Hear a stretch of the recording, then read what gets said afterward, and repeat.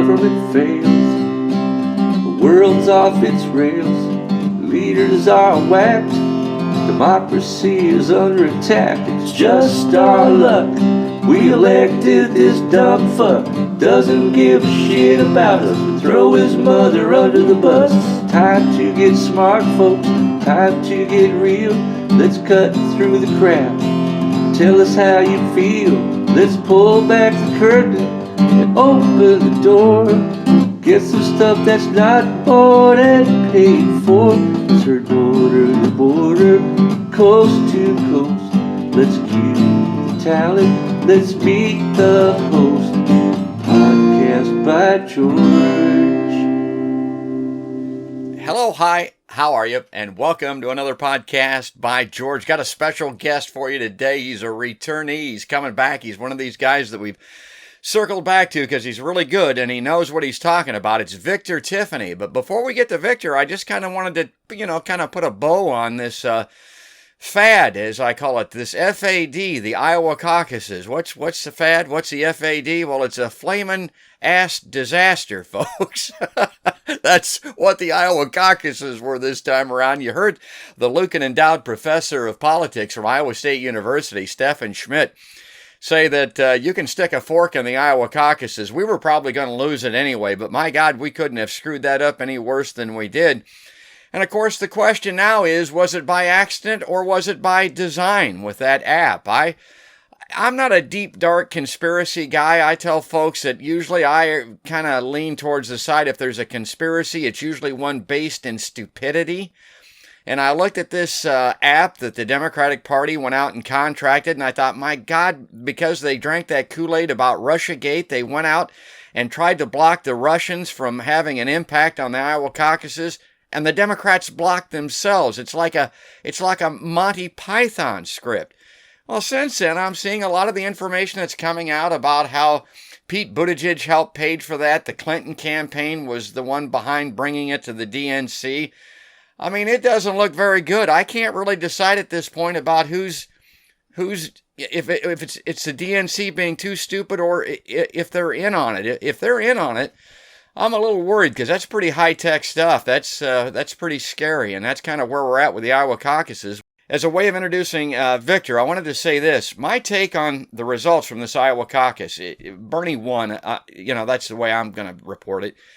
But Pete Buttigieg was very close. I mean, it was a narrow margin of victory, depending on how you view the app and the results on that. And what I'm telling people is, if we nominate Pete Buttigieg, that's the Democrats. If they send him to compete against Donald Trump based on that 2016 Electoral College map, which I show all the time, you look at this map. Do you see Pete Buttigieg flipping any of those Western Bible-thumping states? Do you see any of those states going blue?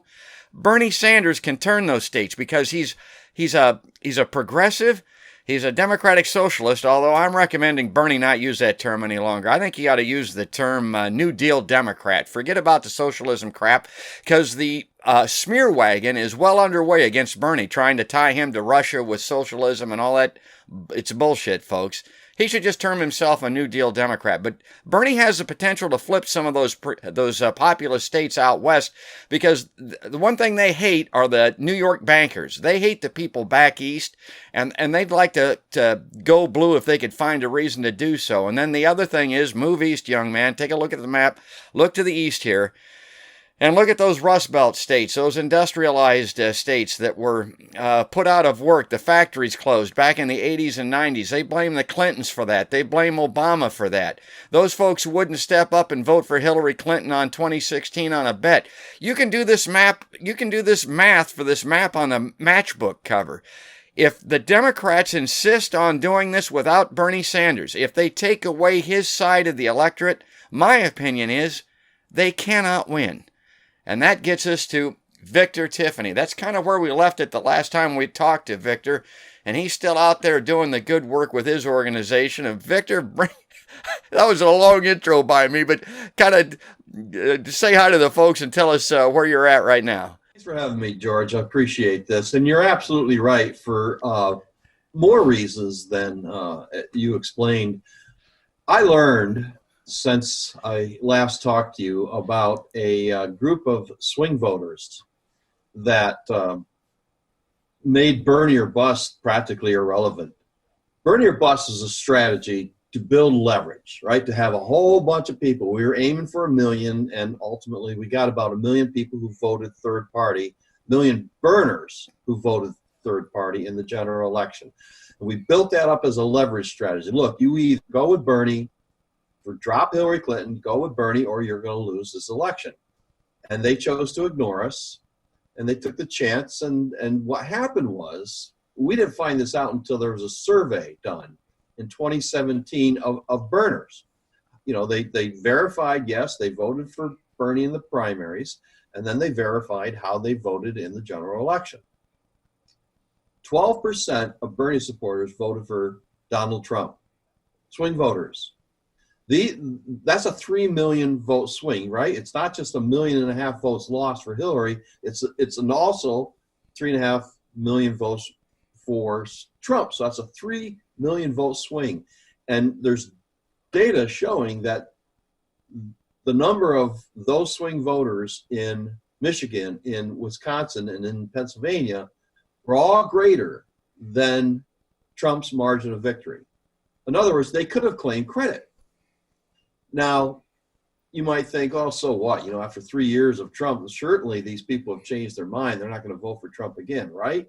Wrong.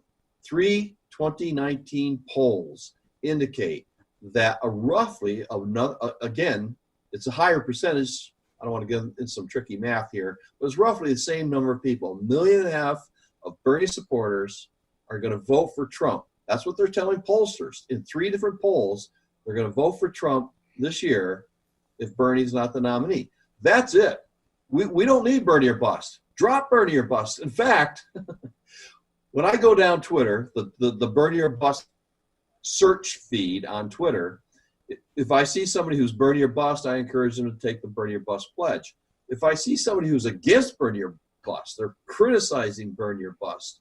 You know, you're a bunch of petulant child. You're going to get you're going to get Trump reelected. Blah blah blah. I say, hey, forget Bernie or bust. Swing voters matter. In fact, it's a hashtag. Swing voters matter more than Bernie or bust, and they do. Bernie or bust is a loss of 1 million votes. Sanders Trump swing voters is a swing of 3 million votes. They're 3 times as potent as we are. And that's all the leverage Bernie needs. In other words, what you said, if Bernie's not the nominee, Trump will be reelected, is absolutely true because of those voters alone. Swing voters matter. Now, we can have a discussion about the Obama-Trump swing voters because there's a good chunk of them. 76% of them approve of Trump. So there's not a whole lot that are going to come back. And there's another swath of voters that could negate the 1.5 million Sanders-Trump swing voters. But they haven't been polled. We don't know what they're going to do. In fact, we're not even sure why they voted the way they did. These are people who voted in 2016. They didn't stay home. They voted, and they left the top line in the ballot blank. 1.7 million Americans voted in 2016 and didn't vote for president at all. Left the line blank. Right? So the Democrats did a hell of a job picking an inspiring nominee that people just wouldn't even vote for. And there's another group of people, too, that are all part of this complicated calculation as to how much these Sanders-Trump swing voters really will count this year, how much they absolutely. I think they're decisive. They were decisive in 2016. What's different this time compared to 2016? The economy's about the same. Unemployment's a little lower. But the main thing is Trump is the president. He's the incumbent. He can claim credit for this economy. He had no claim over the economy last time. This time he can claim credit for low unemployment, high stock values, low inflation, and high consumer confidence. He can claim credit for every bit of that. And he is, obviously, if you're paying attention to his ads. So he's going to be even harder to beat this time than he was last time. Anyone thinks he can ignore those 1.5 million voters who will vote for Bernie in the general election if he's on the ballot, but will vote for Trump if he's not. That's crazy. You can't. It's going to take turnout also, and I'll address turnout later in the conversation. But I really want to put a nail on your claim that if Bernie's not the nominee, Trump will be reelected. That's absolutely true. It's going to be a close race. We have polling that shows it's a close, very close race. Sanders wins by 1%, or Biden's tied at 49% each, or Trump beats Warren by 1%. That's one Emerson College poll. Steve Kornacki on MSNBC believes it's going to be a very close election this year. Trump's approval rating is as high as it's ever been, about as high as Obama's was at this point in 2008. So anyone who thinks, Trump is such a pig and such a revolting plutocrat, there's no way he's going to win, are totally misreading history. Not ever since World War II, no president with the economic winds at his back, with low unemployment, has lost re-election. They've never been beaten, and that's a very critical context. How the hell is Bernie Sanders going to beat Donald Trump, even if those swing voters stay with him? Because there's a lot of headwinds he's facing. The establishment doesn't want Bernie Sanders. The establishment isn't worried about Bernie Sanders being beaten by Donald Trump. This is very important. The establishment is worried about Bernie Sanders defeating Donald Trump. And the reason they don't want Sanders to defeat Donald Trump as the nominee of their party is because he'll take over the Democratic Party. The Democratic Party will be done as a neoliberal party if Bernie Sanders beats Donald Trump. It will become a labor party, and the establishment does not want that. That can't be overstated. And I live here in the heartland in central Iowa. And of course, this is the second largest insurance capital in the nation next to the Hartford, Connecticut. And Bernie's going to change the way healthcare is done in this country. And these people know it. And that's got a lot to do with it. I mean, he's striking fear and dread right in the very financial heart of this part of the country. But it needs to be done because people are dying. So, I mean, it's tough, but you might have to change jobs. You might have to go to work for the government. I mean, things are going to change. I don't know that it'll be a bad change at all. People thought that Medicare would be a horrible change. And my God, people that have it just love it. And it hasn't been a problem at all. Well, I'm really glad, Victor, that you mentioned World War II.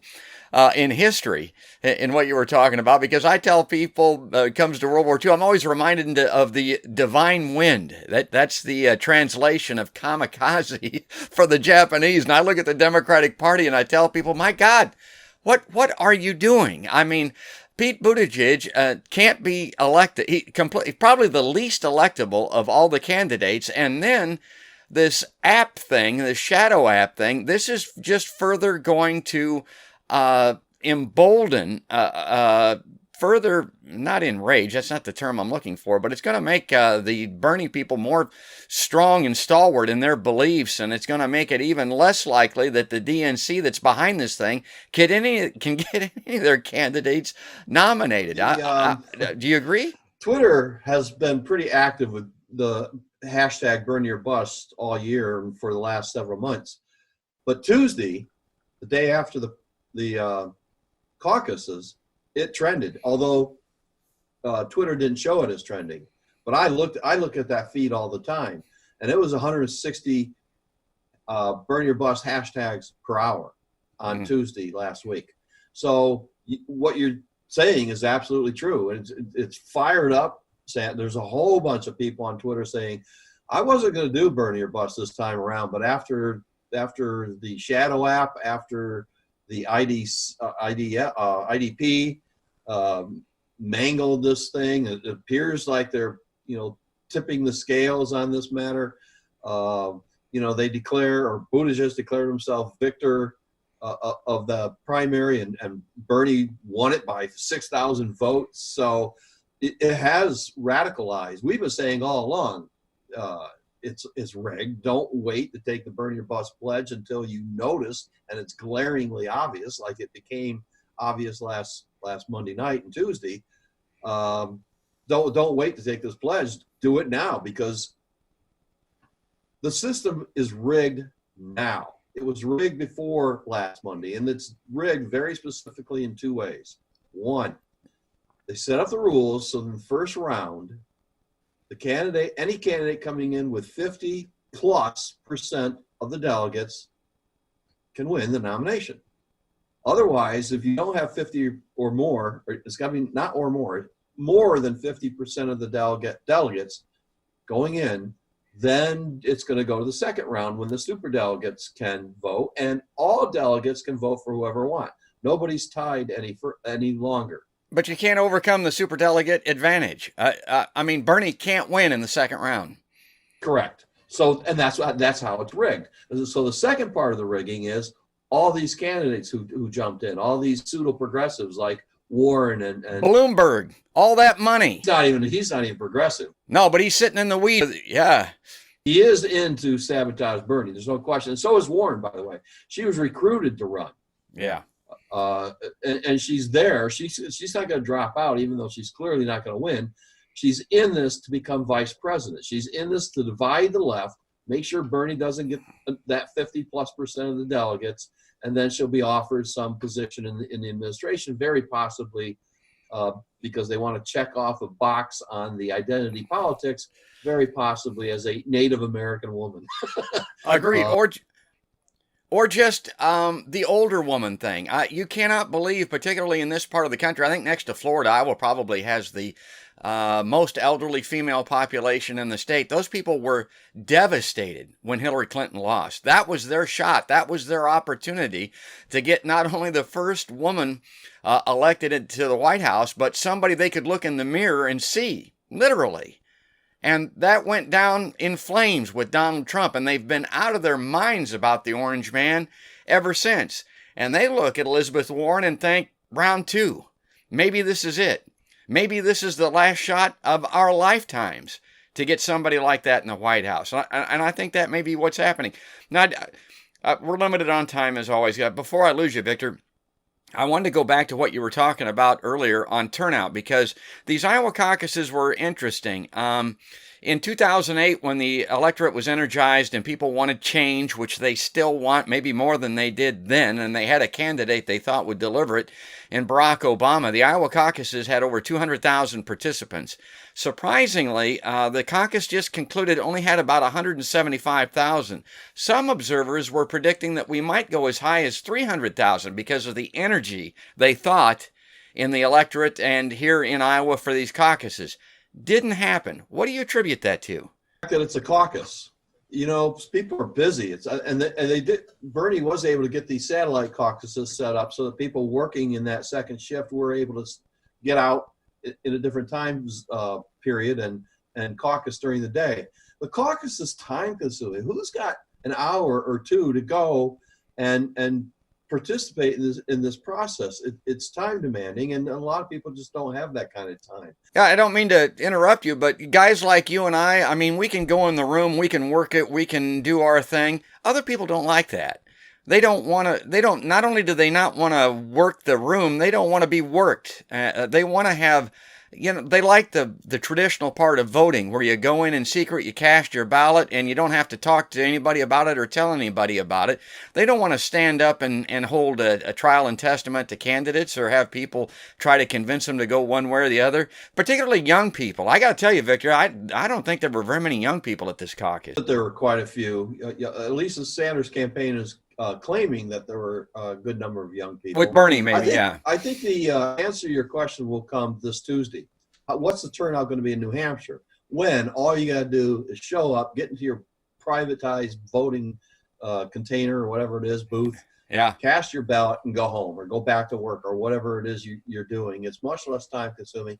And I think there you'll see a greater turnout. At least that's what the Sanders campaign is working on. They're trying to turn out voters who don't normally vote, the poor and the poorly educated. That's what Bernie's political revolution is. And I think we may have talked about this last time. These poor and poorly educated people who have just dropped out, they give up on voting because why bother when when you got neoliberal heavy and neoliberal light are your two choices. Yeah. But they will come out and vote for a democratic socialist.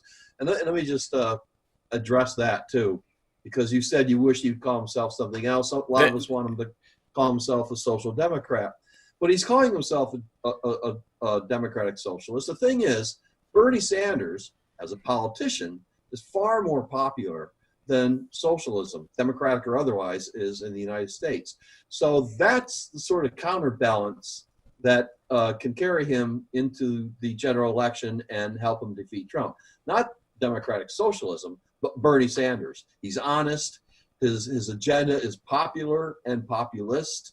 And that's going to, of course, they're going to be red baiting him. They're going to be, Trump already called him a communist in his interview with Sean Hannity before the Super Bowl. So you're going to see tons of red baiting, this obsolete kind of thinking he heard from Chris Matthews after the last debate Friday night.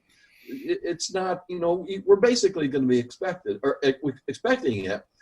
And, Bernie has an army. That's something else no other candidate has. He has 1 million people out there ready to defend him practically to their death. I mean, they're very loyal, and they're not going to put up with this crap. They're going to be on the phone. Hey, Grandma, yeah, don't listen. Trump is a liar. Look, Bernie Sanders' kind of socialism is popular in Western Europe. It's not Marxism. It's not totalitarian. Don't believe anything, Donald. That's what's going to happen. It's going to be on the telephone. It's going to be person to person. It's going to be online. So that all the influence of mass media, the advertisements that you see nonstop, Mike Bloomberg these days, it isn't going to matter as much in this election because we have the internet and we have people going door to door. Bernie has an army.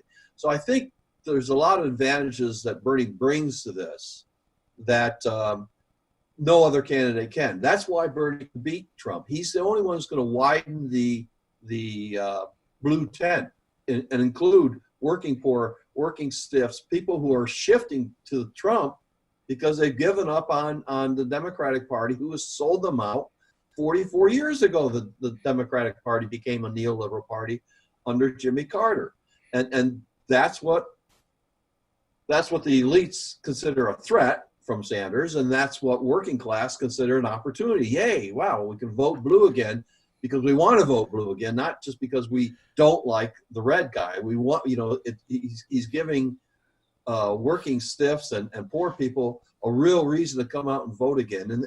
But the thing is, the problem is, they're more likely to do this in the general election than they are during the primaries. So that's a real challenge aspect of what's happening. We need to get Bernie or bust out there now. We need to make sure Democrats, these middle class, what Crystal Ball calls wine track Democrats, comfortable middle class voters, to understand if their goal is to defeat Donald Trump, this whole narrative about Biden or someone like Buttigieg being the most electable is completely false. It is completely false because the media is not talking about these Sanders-Trump swing voters. Nobody's talking about these voters. I think Norman Ornstein tweeted about him back in December, and Sam Majority Report, what's his name? Sam Cedar. Yeah, there you go. Yep. Sam Cedar noted that tweet and did a little monologue on it. He says, well, Ornstein's trying to weaponize these voters. And I'm thinking to myself, Sam, they are a weapon. For God's sake, open your eyes. These people are Bernie Sanders' most second potent weapon. His biggest weapon, of course, are the volunteers, the million. But the 1.5 million swing voters are a weapon too. And nobody's talking. And I just want to make one more point about these swing voters. It's not that the media doesn't know. We have a list of 600 plus people in the media, small, local media, national media. We've emailed them 4 times now, telling them, hey, why don't you tell the story being conveyed by multiple polls? If it was one poll, it wouldn't be a story. 3 polls show that these swing voters still back Bernie, and they're going to back Trump in the general election. So, like I said, in an interview here locally with the local Democratic Socialists of America. I'll bet $1,000 to anybody. If Bernie's not the nominee, Trump gets reelected. And it's because of those swing voters. Plus Bernie or bust. But we're small compared to, I mean, we're only about 1 million compared to that 1.5 million of swing voters. That 3 million vote swing, much more potent, much more dangerous as a weapon than Bernie or bust is. And you can count on them. I absolutely count on them. You can bet money that if Bernie's not the nominee, you can bet anyone you want, Trump will be reelected. But unless there's a market crash. If the stock market crashes, all bets are off. Then we're back to 2008. Yeah, if the bubble bursts. The other thing that I would say, and I got to leave this in closing, Victor, I mean, I don't know where you stand or what you feel about it. I think if we could get Tulsi Gabbard on a debate stage one-on-one with Donald Trump, you might see a swing there. I mean, I'd pay serious money, not the kind you're talking about, but I would pay serious money just to see that. Well, I told you Victor was on it. This guy's all over it. I mean, he understands what's going on out there. And I tell people that as far as Democrats are concerned, quit looking in the mirror. Look to the left, literally, and look out the window, folks, because that will determine how you vote when it comes to 2020. Because if we're looking in the mirror, we're doomed. I mean, it is the divine win of the Democratic Party that's gonna get us all. So, Victor, thanks for being on again. Appreciate it. That's Victor Tiffany, folks.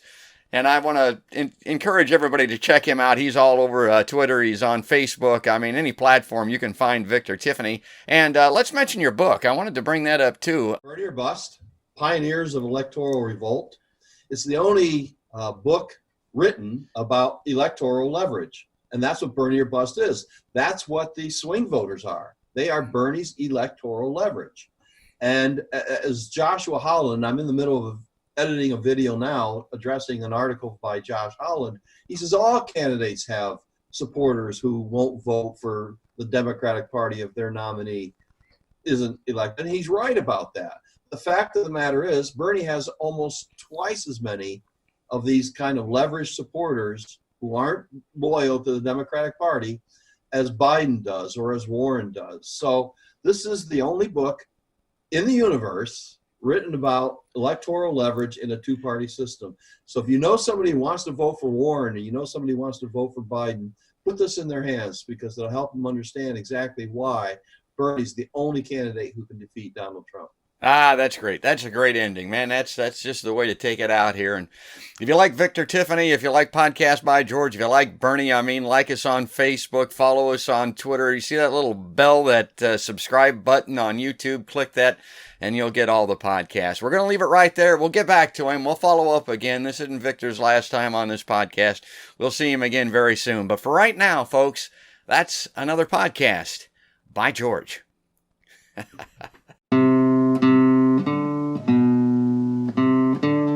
Government fails, the world's off its rails, leaders are whacked, democracy is under attack. It's just our luck. We elected this dumb fuck, doesn't give a shit about us, throw his mother under the bus. Time to get smart, folks, time to get real. Let's cut through the crowd, tell us how you feel. Let's pull back the curtain and open the door. Get some stuff that's not bought and paid for. It's her daughter, the border, coast to coast. Let's cue the talent, let's meet the host. Podcast by George.